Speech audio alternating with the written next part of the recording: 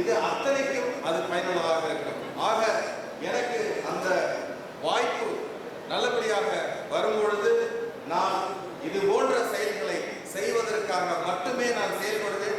என்றும் உங்களிடம் இருப்பேன், என்றும் உங்களுடன் பணியாற்றுவேன். எந்த சூழ்நிலையும் என்னை தொடர்பு கொள்ளலாம். நான் உங்களுடனே பயணிப்பேன்.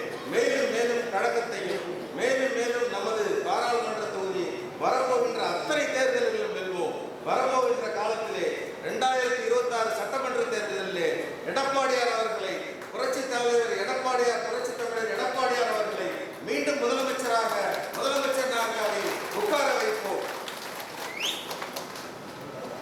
ஒரு சின்ன திருத்தம், நான் ரயில் சேவைகளை பற்றி சொல்லும் பொழுது சென்னை, திருவாரூர், திருத்துறைப்பூண்டி, அகஸ்தியம்பள்ளி ரயில் வசதி இன்னும் செய்து தரப்படவில்லை.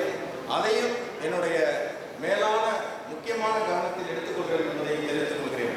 ஆக வரப்போகின்ற அனைத்து தேர்தல்களிலும் அனைத்து இந்திய அண்ணா திராவிட